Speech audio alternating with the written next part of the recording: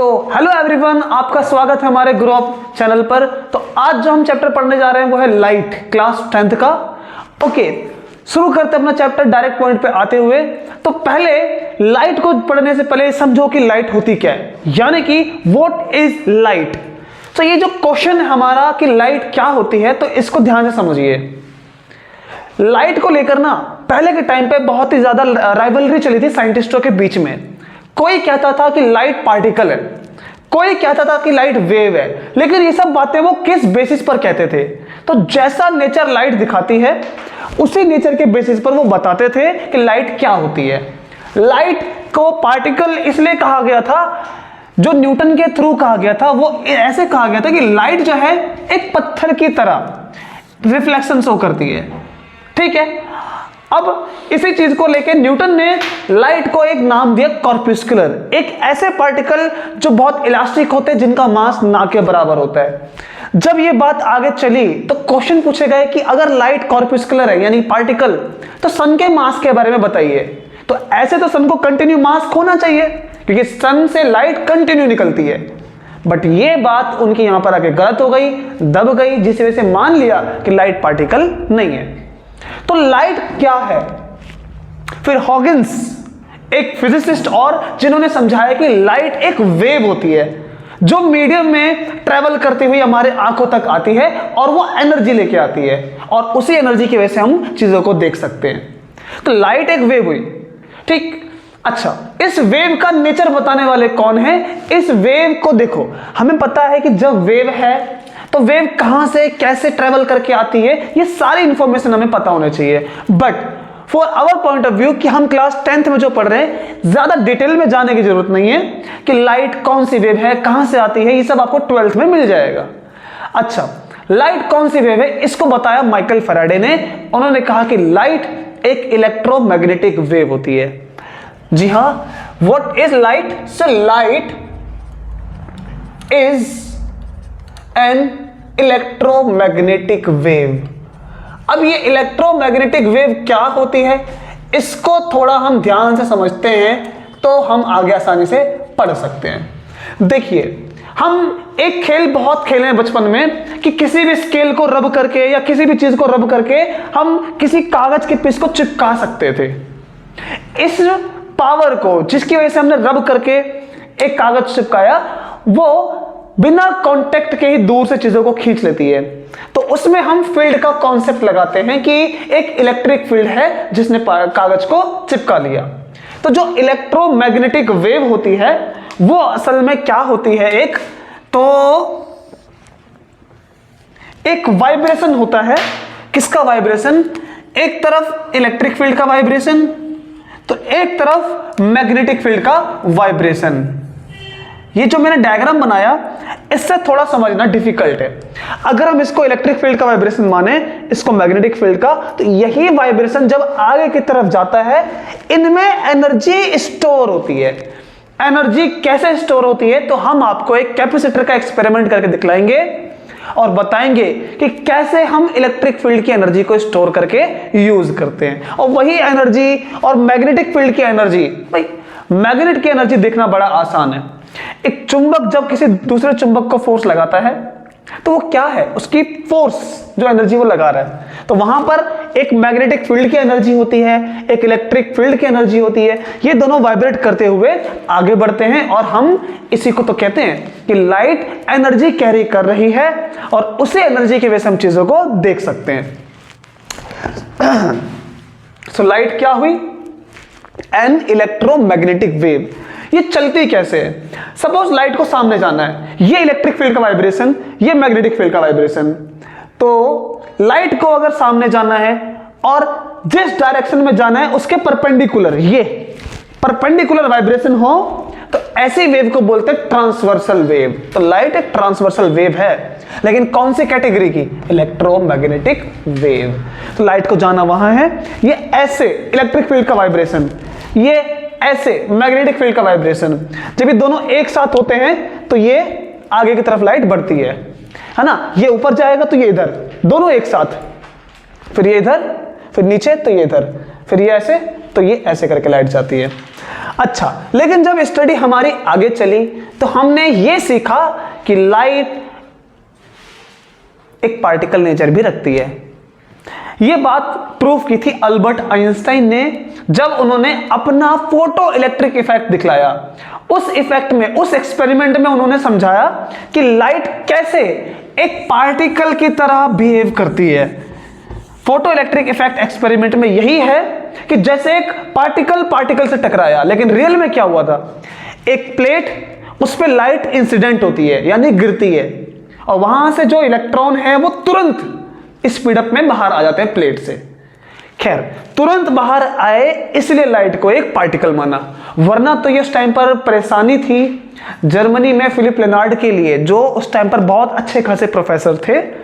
उनके लिए भी चैलेंज था ये समझाना कि जब लाइट एक वेव है, वो प्लेट पे गिरती है, तो इलेक्ट्रॉन को कुछ टाइम लगना चाहिए उस वेव की एनर्जी को स्टोर करके बाहर आने में। लेकिन नहीं, इससे टोटली अपोजिट हो रहा था। वो क्या कि जैसे लाइट प्लेट पे पड़ती है, इलेक्ट्रॉन तुरंत बाहर आ रहे थे, जैसे पार्टिकल से पार्टिकल टकराया। इस बात को आइंस्टाइन ने दिखलाया और समझाया कि लाइट एक पार्टिकल भी है। So light is an electromagnetic wave as well as it is a particle. ये थोड़ा सा हजम करने वाली बात नहीं लगती है हमें, लेकिन मैं आपको इसके बारे में थोड़ा सा आइडिया देता हूं, है ना। तो लाइट का जो वेव नेचर है उसका नाम तो इलेक्ट्रोमैग्नेटिक वेव, पार्टिकल नेचर का जो नाम है उसको कहते हैं हम फोटोन। तो लाइट को हम इलेक्ट्रोमैग्नेटिक वेव और पार्टिकल नेचर में क्या कहते हैं, फोटोन। फोटोन एक पैकेट ऑफ एनर्जी होती है जिसके पास कोई मास नहीं है, पार्टिकल है, मास नहीं है, तो मासलेस पार्टिकल। अच्छा, ये जो बात मैंने बताई मासलेस पार्टिकल, कितने सुनने में अजीब है। ये देखिए, आइंस्टाइन का एक फेमस फॉर्मूला है जिसमें उन्होंने पूरी total energy of a body बताई कि किसी एक पार्टिकल में या किसी एक बॉडी में टोटल कितनी एनर्जी होती है, इतनी। अगर पार्टिकल के पास ये मास जो है ना, ये जीरो हो जाए तो ये पूरी टर्म जीरो हो जाएगी, क्योंकि मल्टीप्लाई में तो क्या बचेगा, केवल बचेगा रूट में P square C square, square से रूट कट जाएगा तो बचेगा E equals P C. Now what is P? P is momentum and C is speed of light. और मोमेंटम क्या होता है, जब कोई बॉडी चल रही होती है तो उसके पास एक कैरेक्टर होता है, वो कौन सा कैरेक्टर, मोमेंटम का। और चलने वाली बॉडी टकराएगी, इट विल अप्लाई फोर्स। तो लाइट एक फोर्स लगाती है, इसलिए वो पार्टिकल की तरह बिहेव करती है। ये बातें आइंस्टाइन ने समझाई थी, तो लोगों ने एक्सेप्ट किया कि लाइट वेव तो है, साथ में एक पार्टिकल भी है। इसीलिए जब कोई आपसे पूछेगा व्हाट इज लाइट, सिंपली कहिए कि light is an electromagnetic wave as well as particle. ये दोनों है, लेकिन दोनों किस टाइम पर क्या है ये आज तक कोई नहीं जानता, कि वो वेव कब है, वो पार्टिकल कब है। अब लाइट का वेव नेचर दिखलाने के लिए, इसको साबित करने के लिए कई सारे एक्सपेरिमेंट्स किए जाते हैं। Interference, double slit experiment, diffraction experiment, ये सारे एक्सपेरिमेंट लाइट के वेव नेचर को शो करते हैं। Photo electric effect, Compton effect, ये पार्टिकल नेचर को दिखलाते हैं। तो लाइट दोनों है, इवन हम सब ड्यूअल नेचर रखते हैं, हमारा पूरा नेचर ही ड्यूअल है, ठीक है। अच्छा, खैर, तो व्हाट इज लाइट, इसका आंसर अगर मिल गया हो आपको, तो अब हम एक ऐसी फैमिली में जा रहे हैं जहां से यह पता लग जाएगा कि लाइट जो है ना, अपने नेचर को जब शो करती है तो उसके नेचर को स्टडी कहां करें। आइए स्टडी करते हैं उसके नेचर को ऑप्टिक्स में, कि लाइट जिस तरह से बिहेव करती है उसका जो नेचर है वो कौन सा है, ऑप्टिक्स। तो इसलिए लाइट से जुड़ी हुई स्टडी कि वो कैसा बिहेवियर कर रही है, ये आपको पढ़ाया जाएगा ऑप्टिक्स में। और इसी में आपकी जर्नी शुरू होती है। इसी में क्या क्या आता है आपका, इसी में आपका आएगा रिफ्लेक्शन, रिफ्रैक्शन, है ना, लेंस, प्रिज्म, इन सब के थ्रू जो भी स्टडी आएगी वो सब ऑप्टिक्स में ही आएगी, ठीक है। अच्छा, अब हम अपना कंटिन्यू कर सकते हैं लेक्चर। चलिए अब आगे बढ़ते हैं। What is ray of light. देखिए, लाइट असल में एक बीम की फॉर्म में निकलती है, वो हर डायरेक्शन में स्प्रेड होती है। अगर लेजर लाइट की बात ना करें तो क्योंकि लेजर लाइट में जो लाइट है वो स्टिमुलेटेड लाइट होती है, वो थोड़ा सा डिफरेंट है। एक बल्ब से या किसी भी पॉइंट से जब लाइट ऑरिजिनेट होगी तो वो सब डायरेक्शन में जाएगी। लेकिन हम अपनी पढ़ाई के लिए, चीजों को आसान बनाने के लिए, समझने के लिए लाइट में जो रूप हम पढ़ रहे हैं वो है रे ऑफ लाइट। इस तरह से बनाएंगे। और जब लाइट का यही रे का गुच्छा होता है समझने और पढ़ने के लिए, कहलाता है बीम। सो दिस इज रे and this is beam of light. अब देखिए, जब लाइट कहीं से आ रही है तो लाइट के सोर्स कौन कौन है? तो लाइट के सोर्स मतलब कि लाइट को छोड़ने वाले, बनाने वाले, जिसमें से लाइट निकल रही है, वो कौन कौन है हम जानते हैं बहुत अच्छे से। Number 1 sun, number 2 bulb, heating filament, heating object. ऐसे ऑब्जेक्ट लाइट के सोर्स कहलाते हैं। अब मान लीजिए कि मेरे पास एक सोर्स ऑफ लाइट है यानी कि बल्ब, और इस बल्ब से लाइट निकल रही है। कितनी एनर्जी लेकर? तो आंसर है उसके पास 100% एनर्जी है। जब वो किसी सरफेस से इंटरैक्ट करेगी तो उसकी किस्मत 3 तरीके से लिखी जा सकती है। या वो टकरा के आ जाए तो रिफ्लेक्शन, पार चले जाए उस सरफेस के तो रिफ्रैक्शन, और अगर एब्जॉर्ब हो जाए तो एब्जॉर्प्शन। नंबर 3, तो 3 किस्मत लाइट लिखवा के आई है, रिफ्लेक्शन, रिफ्रैक्शन एंड एब्जॉर्प्शन। हमारे जो कंसर्न है ऑप्टिक्स में पढ़ने का वो रिफ्लेक्शन है और रिफ्रैक्शन है, ये हम पढ़ेंगे। एब्जॉर्प्शन नहीं पढ़ेंगे अभी, वो आपका दूसरे चैप्टर्स में, बड़ी क्लासेस में आएगा, थर्मोडायनेमिक्स, इन सब में। अच्छा खैर, अब लाइट जब 100% एनर्जी लेके आ रही है तो इन तीनों में से रिफ्लेक्शन, रिफ्रैक्शन और एब्जॉर्प्शन, इन तीनों में से कोई भी फिनोमिना 100% कभी नहीं होगी। यानी कि अगर रिफ्रैक्शन 70% होता है और रिफ्रैक्शन 25% होता है तो एब्जॉर्प्शन कितना होगा? 5%। ठीक है, कोई भी फिनोमिना 100% नहीं होगी। तो ये तीनों फिनोमिना मिलके, ये तीनों मिलकर कितना बनाती हैं? 100%। क्योंकि ऑब्वियस है लाइट और कहीं नहीं जाएगी, लाइट एनर्जी की फॉर्म है, एनर्जी कंजर्व होती है, तो इसलिए तीनों में बट जाएगी। अगर हम चाहते हैं कि रिफ्लेक्शन मत हो तो हम ऐसे सरफेस बनाएंगे जो रिफ्लेक्ट ना करे, तो सारी की सारी क्या चले जाएगी? रिफ्रैक्शन में। फिर से अगर हमारी इच्छा है कि लाइट रिफ्रैक्शन मत दिखाए, वो सरफेस के पार ना जाए, तो पार ना जाए इसके लिए हम यहां पर पेंट कर देंगे। पेंट कर देंगे तो लाइट पार नहीं जाएगी, और ऐसा पेंट करेंगे जो एब्जॉर्प्शन कम से कम करे।